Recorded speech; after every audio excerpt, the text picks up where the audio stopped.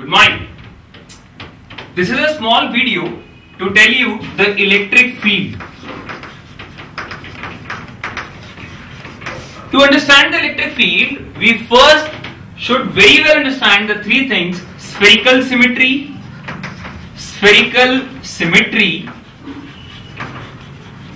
cylindrical symmetry, it's cylindrical symmetry, and then third, planar symmetry. If we know these three things, then many of the questions becomes very easy for us.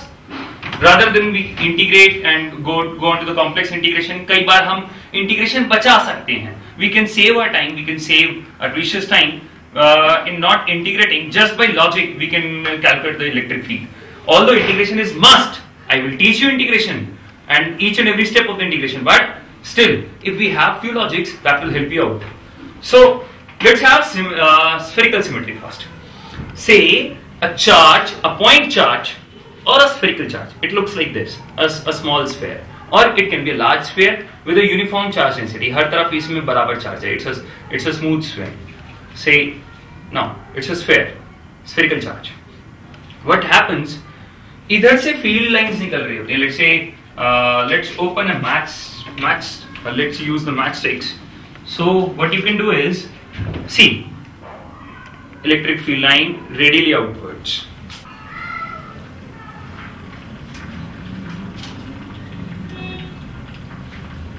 See, you can see, मैंने अभी सिर्फ आगे का portion दिखाया, front portion of the sphere. So field lines हर तरफ निकल रही हैं, दे आर रेडियली आउटवर्ड्स. हर तरफ फील्ड लाइंस निकल रही है. फील्ड लाइन इस तरफ, फील्ड लाइन इस तरफ, फील्ड लाइन इस तरफ.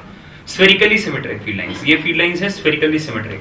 तो इसका मतलब इस तरफ फील्ड जा रही है, इस तरफ फील्ड जा रही है. ऐसा नहीं है जिस पोर्शन में आपको फील्ड नहीं दिखाई है उस तरफ नहीं जा रही है. Field is a continuous.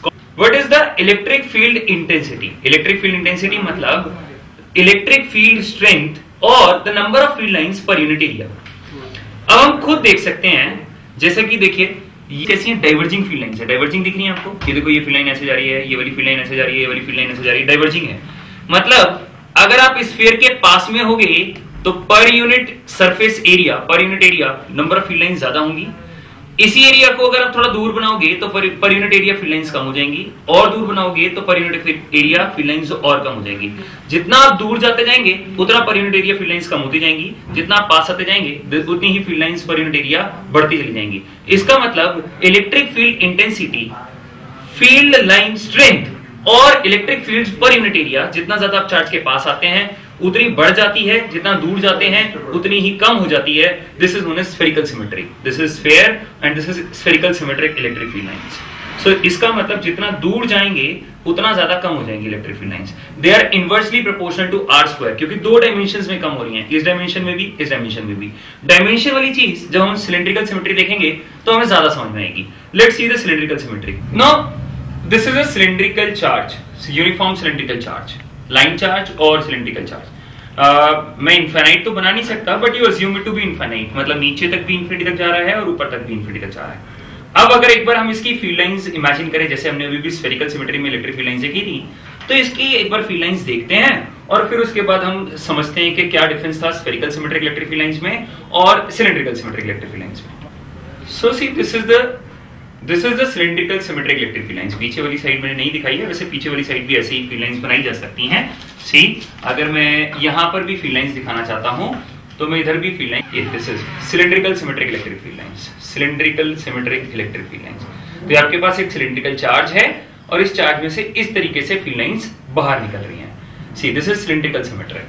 अभी हमने जो पिछला देखा था that was spherical symmetric, this is cylindrical symmetric. मैं आपके सामने एक बार स्फेरिकल सिमेट्रिक भी दिखा देता हूं, दोनों एक साथ देखते हैं, देन वी विल कंपेयर कि what is the cylindrical symmetric and what is spherical symmetric. So this was spherical symmetric, है ना. देखो स्फीयर के सेंटर से बाहर सिमेट्रिकली इलेक्ट्रिक फील्ड लाइंस आती हुई दिखाई दे रही हैं हर तरफ हमें, और this is cylindrical symmetric electric field lines. You can understand this is cylindrical symmetric, this is cylindrical symmetry and this is spherical symmetry. तो अब हमने कहा इलेक्ट्रिक फील्ड इंटेंसिटी, जिसको कि हम इलेक्ट्रिक फील्ड बुलाते हैं अपनी नॉर्मल लैंग्वेज में, जनरल लैंग्वेज में, वो इलेक्ट्रिकल फील्ड इंटेंसिटी है number of field lines per unit area.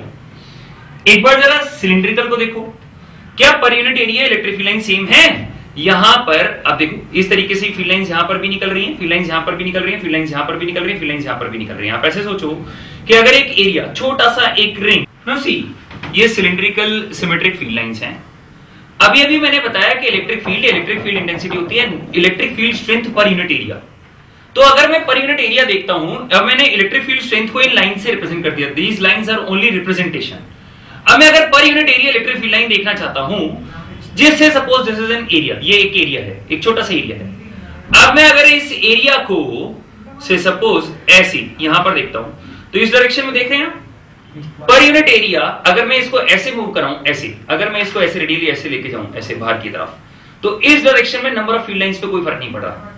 दोबारा समझाऊं मैं आपको, देखो ध्यान से, इस तरफ ये वाली हाइट देख रहे हैं, इन दोनों के बीच में ये जो डिस्टेंस है, इन दोनों के बीच में ये वाला जो डिस्टेंस है, यहां से लेकर यहां तक सेम है कि नहीं? हर जगह हर तरफ डिस्टेंस सेम है।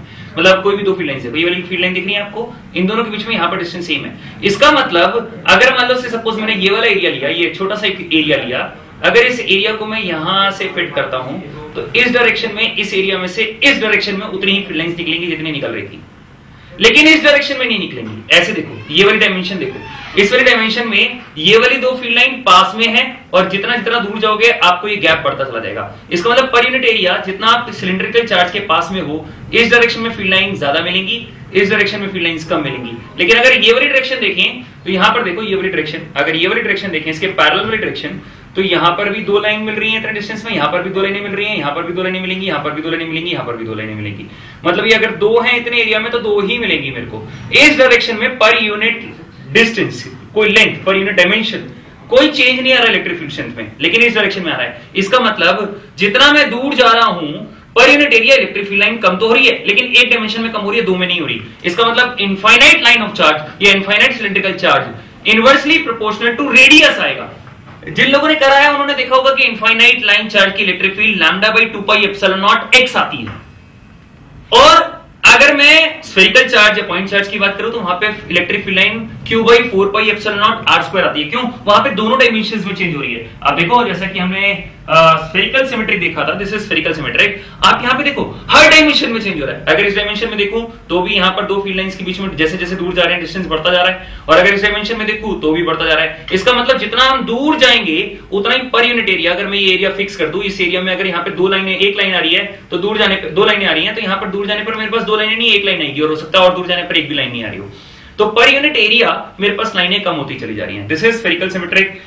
अभी हमने देखा स्फेरिकल सिमेट्रिक, सिलिंड्रिकल सिमेट्रिक। अब मैं एक ना प्लेनर सिमेट्री बताना चाहूंगा। मैंने तुम्हें जैसे बताया था कि तीन सिमेट्री डिस्कस करेंगे, spherical symmetry, cylindrical symmetry, planar symmetry.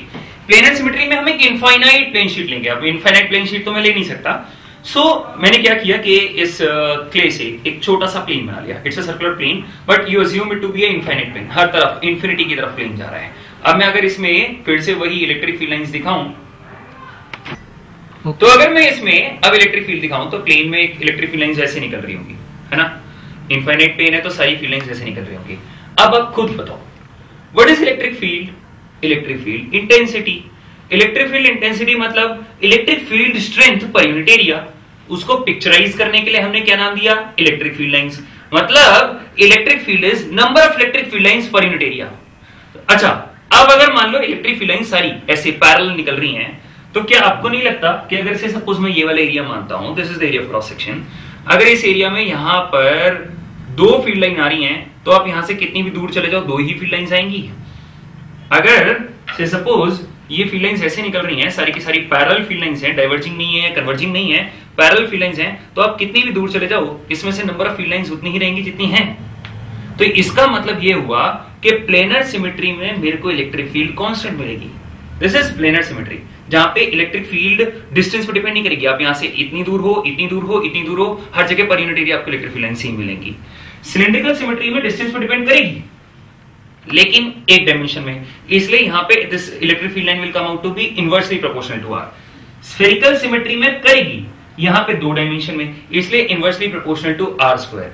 यही रीजन है कि electric field line spherical symmetry में, पॉइंट चार्जेस में, स्फेरिकल चार्जेस में, यूनिफॉर्मली चार्ज स्फेरिकल शेल्स में या स्फेयर्स में हमारे को जो इलेक्ट्रिक फील्ड मिलती है that is inversely proportional to r square. हमें लाइन चार्ज में, इनफाइनाइट लाइन चार्ज में या फिर सिलेंड्रिकल चार्जेस में, इनफाइनाइटली लॉन्ग सिलेंड्रिकल चार्जेस में जो हमें इलेक्ट्रिक फील्ड मिलती है that is inversely proportional to r. और जो हमें प्लेट्स में इलेक्ट्रिक फील्ड मिलती है या शीट्स में इलेक्ट्रिक फील्ड मिलती है that is constant independent of r. हमारे पास कुछ ऐसे तरीके होते हैं जिनसे हम बहुत आराम से लॉजिकली सोच सकते हैं क्वेश्चंस को, एंड वही अंडरस्टैंडिंग तो डिफर करती है आपको।